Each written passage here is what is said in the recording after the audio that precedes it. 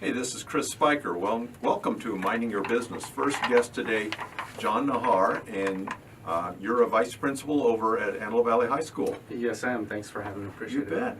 You've been on the show before. Yes, last year. And last year, just like this year, we're talking about overcoming obstacles, which is Special Olympics. Yeah, we call it Overcoming Obstacles. It's a track meet specifically for our special needs students. And this is the third year we're running it, and it's getting bigger and bigger every year.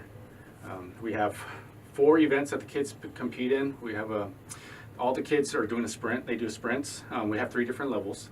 So depending on their skill level, we'll have a short race, medium, and a long, 100-yard meter run dash for the highly skilled athletes. We also have tennis ball throw, which is great for some of those non-mobile students, so they get to participate in something out there. We also have a long jump, a standing long jump, a running long jump, and then we finish it off with relay races. And some of these events are going on at the same time. Yes, the sprints we'll do all at once, one at a time, but then we break up into the tennis ball throw and the long jumps, and those go on simultaneously. And then once those are done, then we conclude with the relay race. Now, this year's relay race is going to be a little different because we're also including some of our general ed population students to run as teams with our special needs kids. So, Great idea. Yeah, and that's kind of what we're trying to do. We're trying to move more towards inclusion with all kids, not just getting them together and be able to work together as teams. Because these students, these athletes, are on campus all day, every day anyway. Yeah, so we want to give them the same opportunities everyone else has, and give our general ed population the opportunity to work with our special needs students to build some camaraderie with them. How many students will be in the competition? How many last year? This year we're at over 450 students. Last year we were about 420, and then our first year that we actually did it, we were at about 200. So it's growing.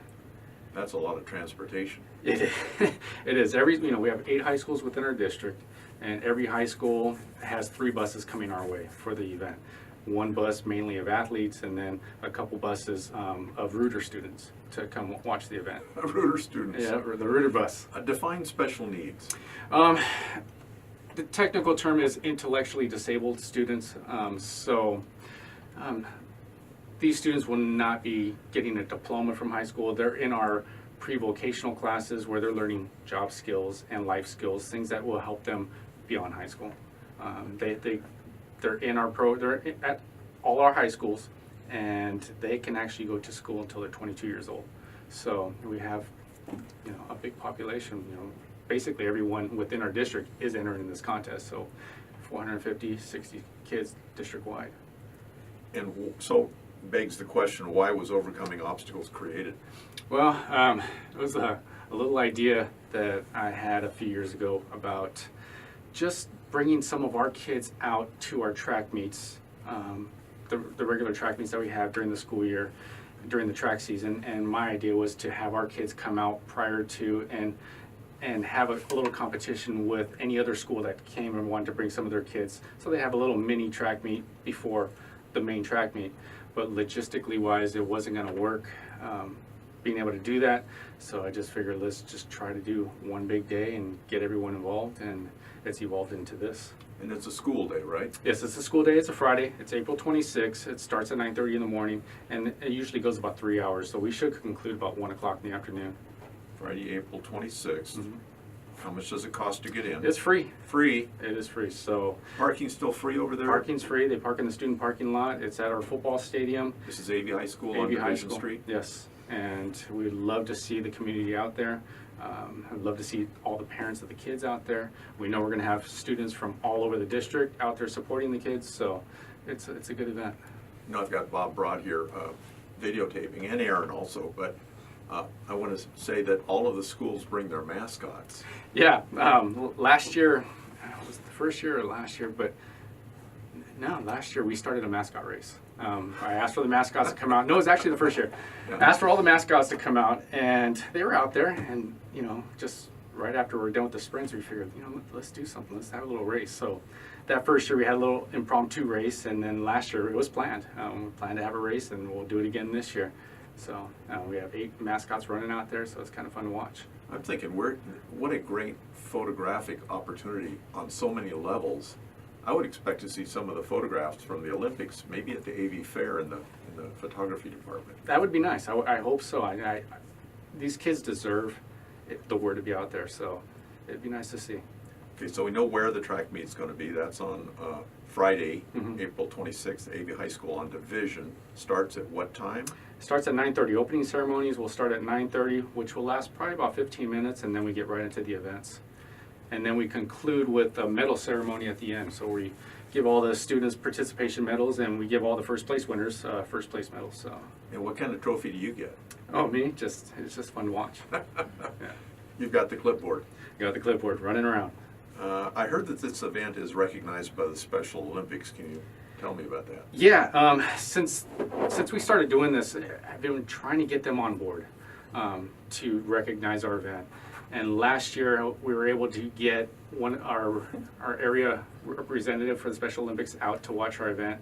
And this year, I just start firing emails off to get more attention from them. And I got a meeting with the regional director and met with her, talked to her about our event, and she discussed the event with Denise Thompson, our area director who watched the event last year. And they told me how we could actually partner up with them and so they can better support us. And that is through becoming a unified champion school. And what that is if there's a high school that is promoting inclusion within campus and have activities for our special needs population and including the general ed population for them to be together, and then being able to have a sports component with it on your campus, you can qualify for a unified champions as a unified champion school within Special Olympics. And with that, they promote, they'll promote your event. They're kind of partnered with you as a school, and they provide a little bit of funding to help you get your activities off the ground. The funding doesn't last forever, but it's something that they can help so you can sustain your activities on campus. So we put in an application. We have a club on campus called Forever Friends that their sole purpose is to put on activities for our special needs population. So this year we kind of made a little tweak. Instead of them just putting on activities for our special ed population, we want to get our special needs population involved with the club. So not only are they putting on activities for them, but the special needs students have a voice within the club. So we've made that tweak within our club and are trying to have more inclusion type activities on campus. And with this track meet, it was just kind of that's the other component to being able to qualify for that recognition. And we submitted an application in a couple months ago, and we just got recognized as a unified champion school. And going to the next level? Yeah, it's great because there's no other school in Antelope Valley that has this recognition. The nearest school is somewhere in Santa Clarita, and that's like an elementary school. And then down below that, Los Angeles, Orange County areas, they have some schools out there. But it's nice to be the first out here. This helps everybody. Yeah, it does. And this whole program really helps put the Antelope Valley on the map. It's nice to be able to say that, yeah. That's what we look for in AV Nice, things that are really unique to the Antelope Valley, that are really special. Yeah. That's got to make you feel good. It does. I've been working on it full-time 3 years. Yeah, and right now we're already starting thinking, okay, how am I going to make it bigger for next year? How are you going to make it bigger? I don't know. I don't know. Well, you have a great venue there on Division Street. Yeah, we have a great facility, so it's nice out there. And the weather's going to be perfect by then. I hope so. You mentioned funding. How's that going? It's going good. As far as the funding, our school district, they pay for most of the stuff that goes on, but public funds cannot fund student uniforms. And the uniforms we give to the kids, and staff shirts, so everyone looks uniform out there. Public funds cannot pay for that. So that's where the fundraising comes in. And I put out mailers to different businesses out there. I have a couple organizations that have been donating since the first year. So right now, as far as this year is concerned, we're good. Now it's kind of trying to roll that ball into next year. And you say there'll be maybe 450 athletes. There'll be over 450. And who's your celebrity this year? I could not get one. It's tough. It's tough. What I do have, our Special Olympics people are going to be out there, and for me, they're the guests. So we'll introduce them and thank them for their contributions and for their recognition. And, you know, that's all we need. The star of the show is the kids, so. It's all about the kids. Yeah. So, Yeah. you know, that's just, that you're trying to put more icing on the cake, maybe. Oh, yeah, yeah. Is this the only thing you do at the high school? I'm a vice principal, Mhm. so, you know, I oversee athletics at the school. So I got my hands full with that, and, you know, we have, you know, your normal day-to-day operations that we have to do. So this is kind of a side thing that I tried, and, you know, it's still working. John, where did you go to college? I went to two. I went to Fresno State right out of high school for a couple years, and then I transferred over to Cal State Northridge and played a little baseball at both schools. You played a lot of baseball. And a little bit, yeah. So that was my college background. And what do you think about the Antelope Valley? It's cold. It's cool. Well, today it is. It's great. I mean, it's wide open space. I can go to the stores, no problems. I grew up in the San Fernando Valley where right now it's very congested. Yeah. So it's nice to be able to go to stores and drive the streets and not be in, you know, bumper to bumper traffic. So I've adjusted pretty well. So. Give us a 30-second promo of the event. Okay, as far as the event, I'd love to see everyone out there, as many people as we can. April 26th, starting at 9:30.